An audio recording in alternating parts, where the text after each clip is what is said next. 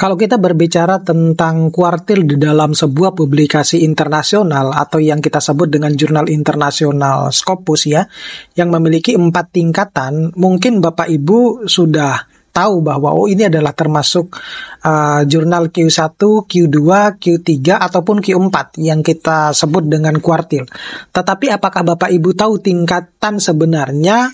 Kenapa kemudian jurnal tersebut itu disebut Q1, Q2, dan Q3? Mau tahu jawabannya seperti apa? Tetap stay tune di channel saya, kita bahas ini lebih dalam.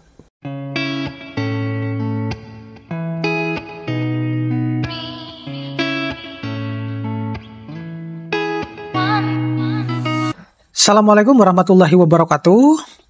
Kembali lagi dengan saya di channel saya. Nah, kali ini saya mau sharing terkait dengan kuartil di dalam jurnal Scopus ya. Bapak Ibu mungkin tentunya sudah tahu bahwa tingkatan jurnal Scopus itu kan ada 4 ya.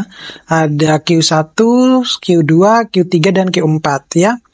Nah, pada video saya sebelumnya itu Kemendikbudristek itu menginformasikan bahwasannya bahwa publikasi dosen-dosen Indonesia itu banyak, tetapi sayangnya kualitasnya sangat menurun, ya. Artinya apa?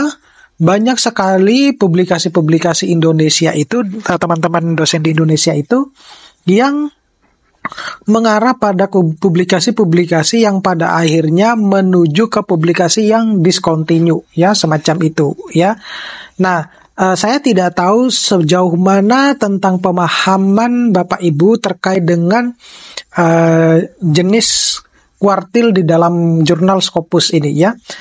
Tapi saya akan sedikit membahasnya di dalam video kali ini. Oke.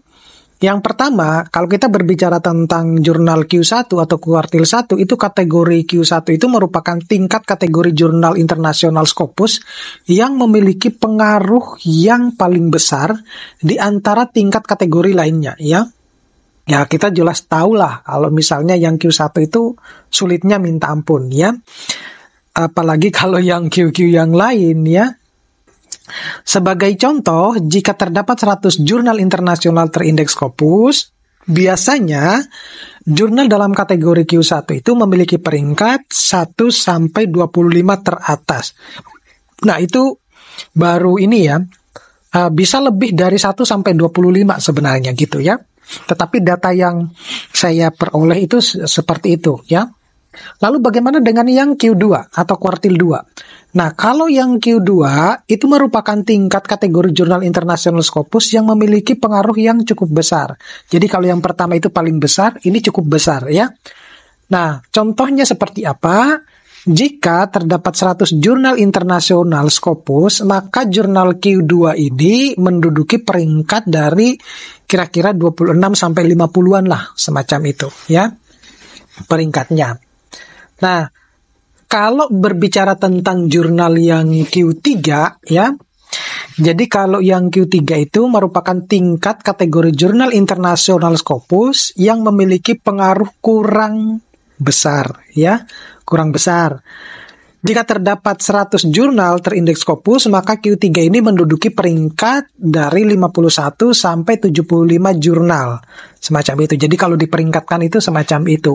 Nah, disinilah yang seringkali terjadi bahwa banyak sekali teman-teman dosen itu mempublikasikan hasil-hasil penelitiannya, artikel-artikel ilmiahnya itu kebanyakan ya. Kalau kita lihat di rank Sinta itu banyak sekali yang termasuk di dalam kategori Q3.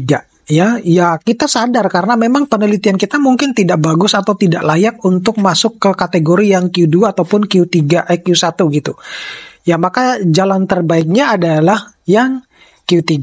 Nah, kemudian yang paling bawah itu adalah kategori kuartil Q4 ya atau kuartil 4 ya, merupakan tingkat kategori jurnal internasional Scopus yang terakhir di tingkat jurnal internasional, di mana jurnal internasional Q4 ini memiliki pengaruh yang paling rendah dibandingkan dengan kategori lainnya.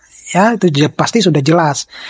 Jadi kalau di kita peringkatkan, jika terdapat daftar jurnal ada 100 gitu ya, jurnal terindeks Scopus, maka Q4 ini paling menduduki ya peringkat 76 sampai 100 gitu.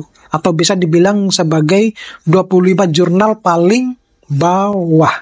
Nah, semacam itu. Jadi, nah, tentunya Scopus ini sudah membuat sebuah kategori jurnal ini bukan tanpa alasan ya. Jadi untuk melihat bahwa sebenarnya kualitas publikasi kita itu layaknya masuknya di kuartil yang mana ini ya. Jadi bagus juga ya, karena untuk menentukan bahwa penelitian kita itu adalah kualitasnya bagus ya, maka kita harus nembaknya yang Q1 gitu ya, yang memiliki kuartil yang paling besar atau yang paling tinggi. Jadi yang mengetahui bahwa kualitas publikasi saya atau kualitas hasil penelitian saya itu baik dan layak untuk dipublish di Q1, Q2, Q3 maupun Q4 itu adalah Bapak Ibu sendiri ya, yang tahu hal semacam itu. Karena Bapak Ibu yang melakukan penelitian, Bapak Ibu yang menganalisis datanya, Bapak Ibu yang menulis, Bapak Ibu yang menemukan gap-nya, Bapak Ibu yang menemukan novelty-nya.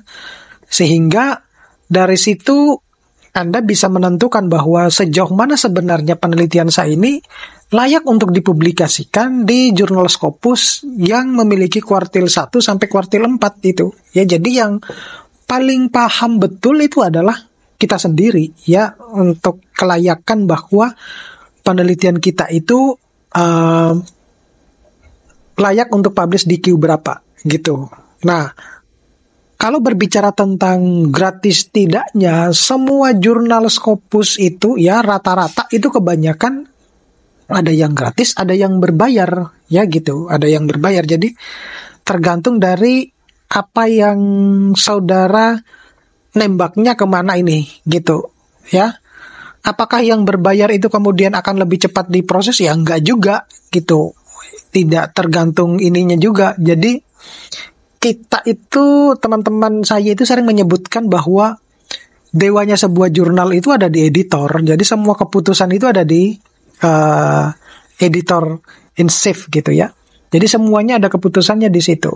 Ya, nanti kalau yang sudah punya pengalaman submit jurnal kemudian di accepted ataupun di reject ya tahulah semacam itu. Oke? Mudah-mudahan ini bisa bermanfaat, sharing-sharing ilmu. Kita ketemu pada video-video berikutnya. Saya akhiri, assalamualaikum warahmatullahi wabarakatuh.